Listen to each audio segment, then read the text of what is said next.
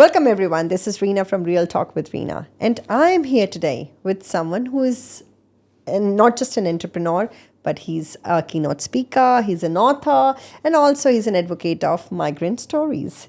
So let's welcome Divesh Sareen to our show. Hi, Divesh. How are you today? I'm good, Reena. Thank you for having me. Thank you so much for coming. I think you've taken a lot of, it took a lot of while for you to come here. Am I correct? Yes, and given the peak hour traffic, but I'm sure it's worth it. Thank you so much. All right. So for my first question is, when did you come to Australia? 2008 February. 2008 February. Yes. So that's where your migrant story started. That's correct. All right. So my first question is that you moved to Australia at the age of 21. Am I correct? That's right. Yes. So how was the experience and what are the challenges you faced as a migrant? It was definitely a new world. My experiences, even though from my side I had tried to prepare the best I knew so that I can come here, hit the ground running, it was a bit of a culture shock. I had learned English to the best of my ability, and when you come here, you understand that, okay, Australian English and American English are very separate. So everything that I knew, I had to kind of start again and tailor it to the Australian language, the Australian culture. So that was a really big shock.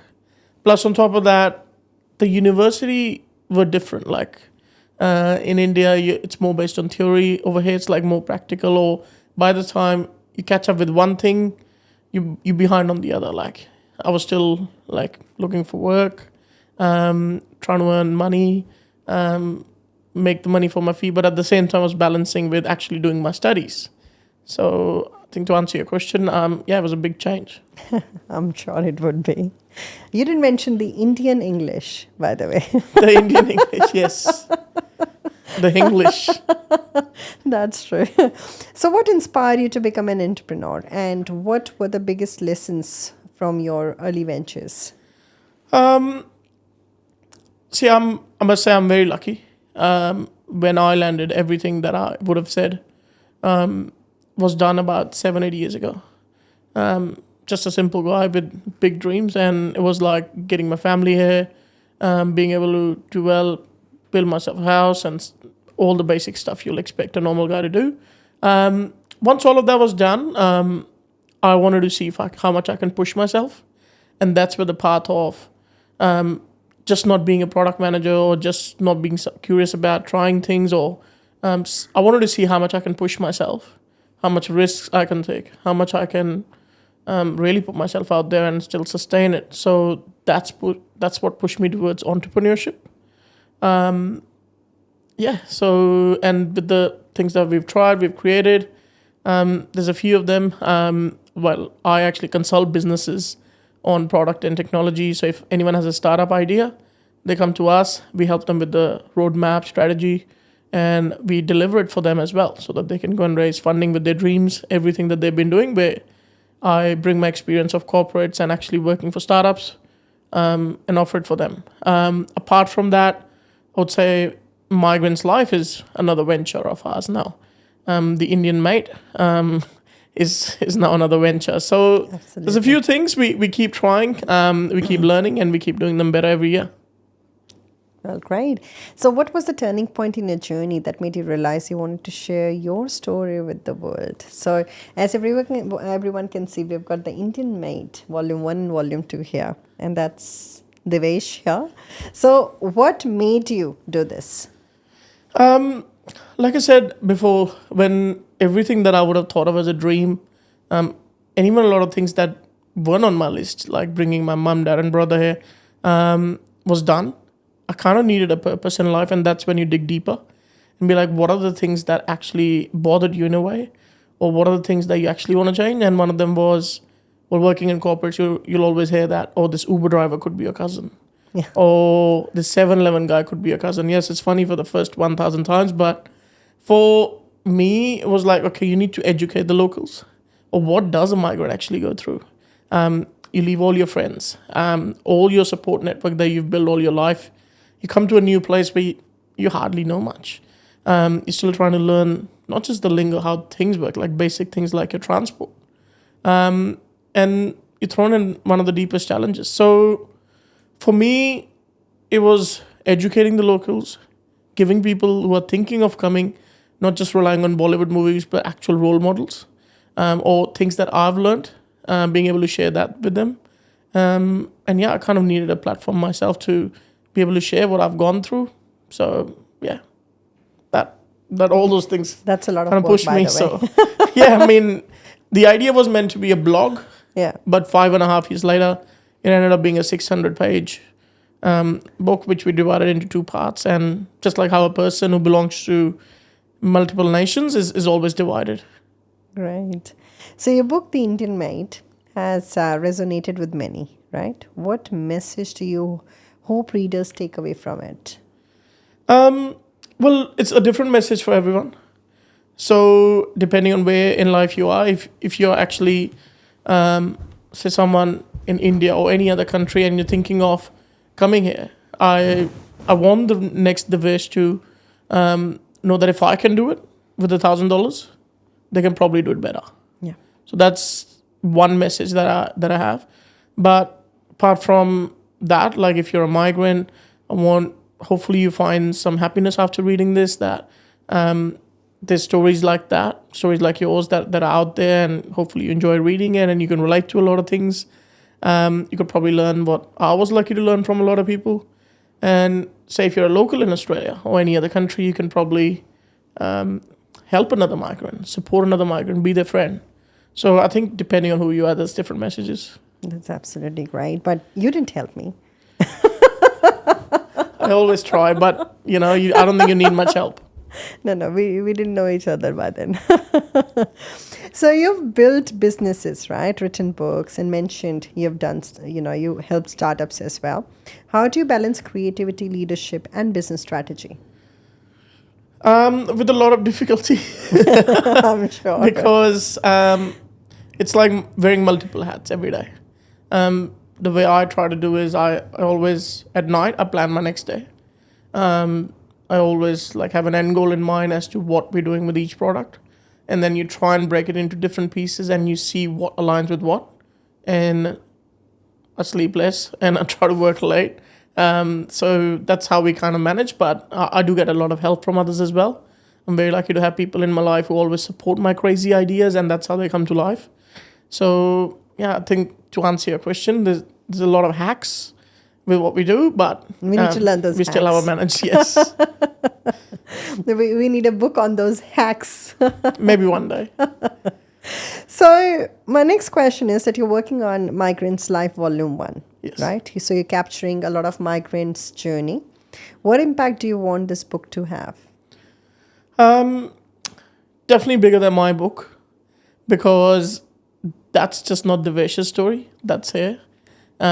The reason we came up with the idea of Migrants Life is whenever I'll go and do talks, or whenever I'll talk to people that I've written a book, you could see it in their eyes, and some of them would even mention it to you that who's going to write our story. Yeah.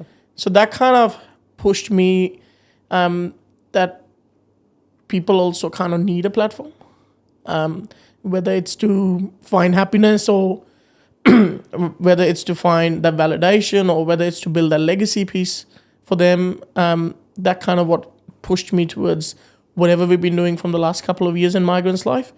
And writing the book is definitely the next sort of evolution, you can say, in our phase, where we're capturing the legacy. And I want people to open the book, whoever are thinking of coming here, and be like, this person looks like me. This is what this person did. This is the challenges I can expect. How can I prepare myself today, even before I fly? So those are the kind of goals that I do have. But again, even educating the locals is a plus. Also giving people the platform, which never existed before. Yeah, so that's true. To be able to actually voice their life is something that we hope to be able to add value to. Right. So how do you approach storytelling to make people truly connect with the experiences of migrants? Storytelling in itself for me is using the empathetic side that I have, and actually being that person. So whenever I'm actually going and interviewing people, I always position myself that, okay, I am that guy, or I am that person, or I'm that girl, and what they went through. And I just keep going on that journey along with that as to what happened, what challenges are going through, and actually riding that wave. So that's how I kind of put myself in that zone. And that's how I actually write these stories, to be able to give my best shot. And trust me, it is, as I said, it is a lot of work. Writing, I mean, I'm not that good in writing, but being an author, writing, having those thoughts and telling other people's story, it is not easy, definitely. So you're doing a great work. No, thank you. Yeah. I mean, gathering all those thoughts and then putting them in words is not, it's not everyone's cup of coffee. You have a good and bad days. It does sometimes get mentally a bit overwhelming because you're literally going through that person's life, whatever ups and downs they have, whatever challenges that you're kind of living it mentally, even though you're not actually doing it. So, but at the end of the day, it delivers what we're after. Yeah, that's true. So my next question is that as a speaker, what are the core messages you emphasize about success and growth? See, for me, success is actually setting a benchmark and reaching it. So the definition of success always keeps on changing. So how do I define success is the things that you actually feel inclined towards, the goals that you set yourself, being able to put a plan towards actually getting there and enjoying that journey. And just while we're in that, your growth happens automatically. So as a speaker, what I would probably say, like I wasn't used to speaking, for example. But what I would do is I knew that, okay, if I'm to speak in front of 500 people, what does that look like? So mentally actually prepare myself. And then I would even record myself on the phone and then actually see what my actions are like. How am I actually presenting? Do I remember the content?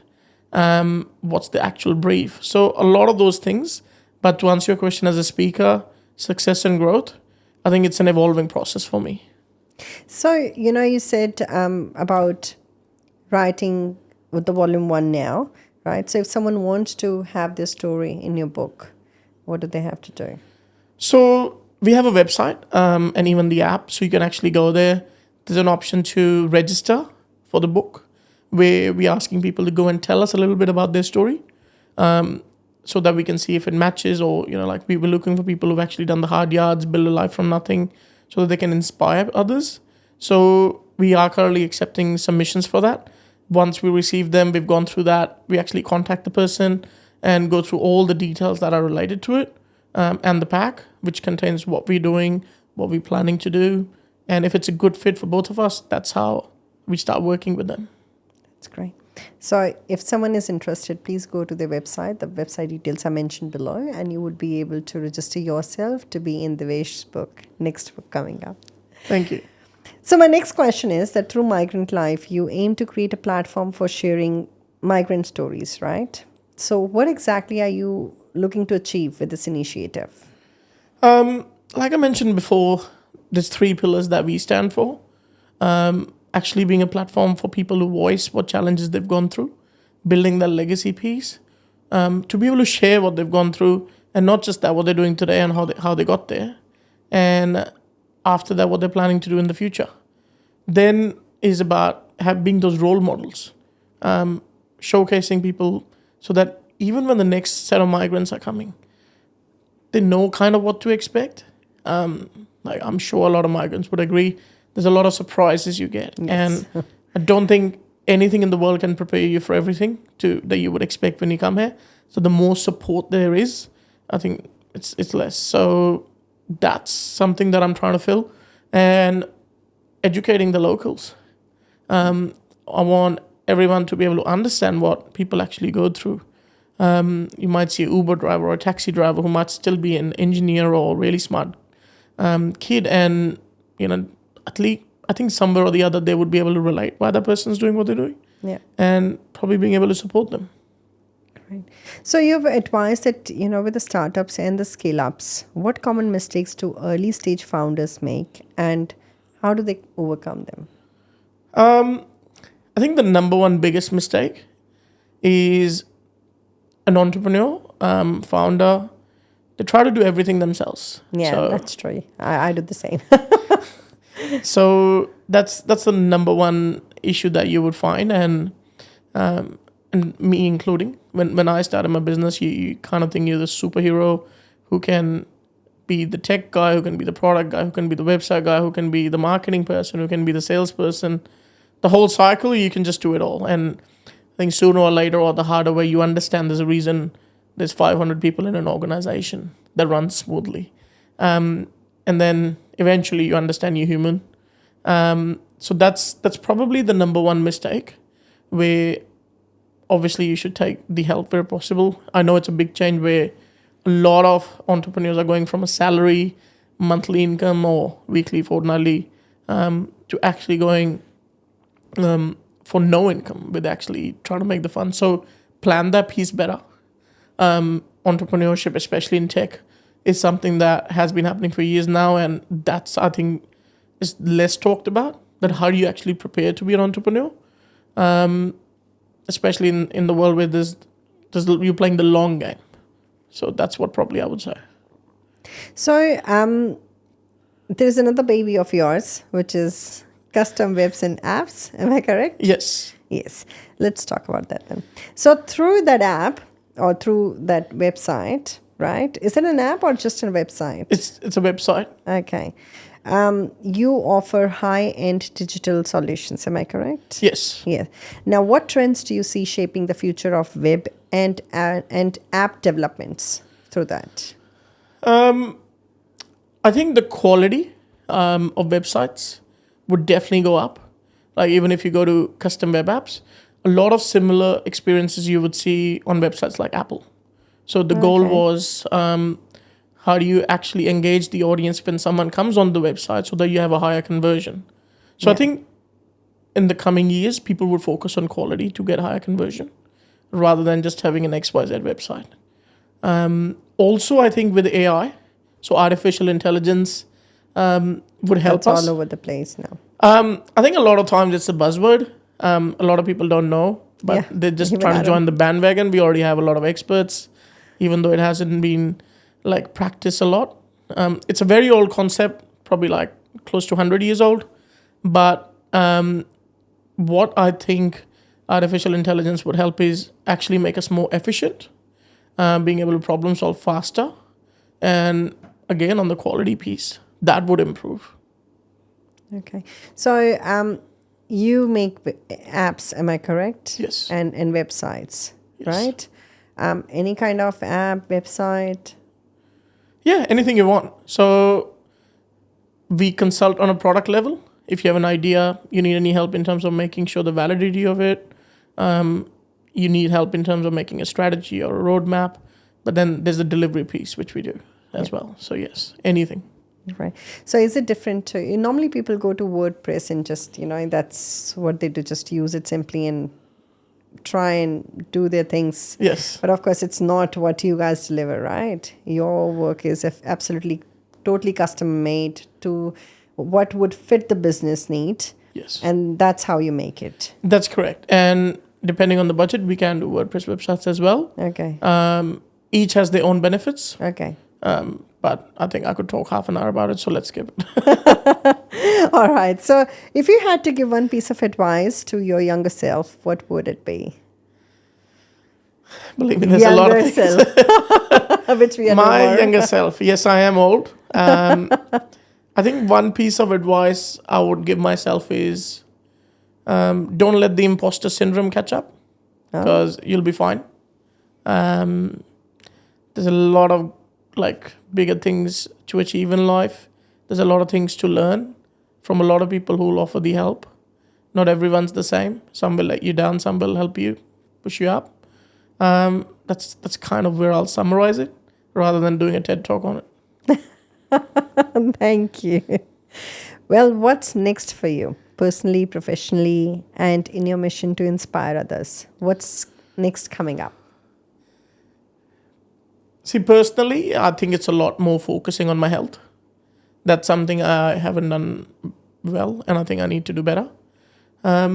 Professionally, it's definitely with all the babies, like you said. Yeah.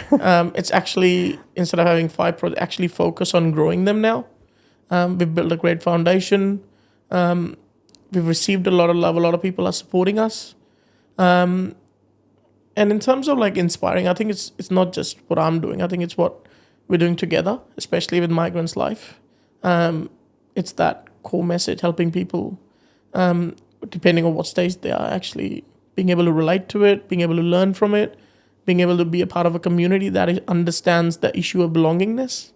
And yeah, hopefully we can make it easier for people.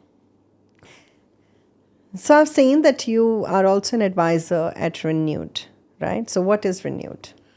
Renewed is a refurbished computers business. Okay. So the majority of the stuff that they do is helping renew technology. So whether it's an old MacBook that's being, like not used by anyone, they buy it and then they fix anything that needs to be fixed and then sell it to the market with warranty. Yeah. So that, if, for example, hypothetically, if you can't get a new $3,000 MacBook, you could probably get a 4 or 5 years older one, but you could probably get it for $1,000 or $1,500. Yeah. That's just some rough to give you an idea. Yeah. So that from an affordability point of view, from an environmental point of view, you're actually good, but at the same time you have the warranty.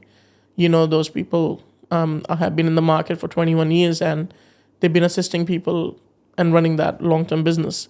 They have also started doing new laptops now. Oh, great. So, and as an advisor, my job is to oversee and give feedback on the business, whether it's from an operation point of view, whether it's from a technology point of view, whether it's from an efficiency point of view, being able to support the staff there, being able to come up with ideas where we're actually adding values to our customer, not just looking at it as a business, but actually building relationships with people. Yeah. How can we actually help people in the community? So things on those lines.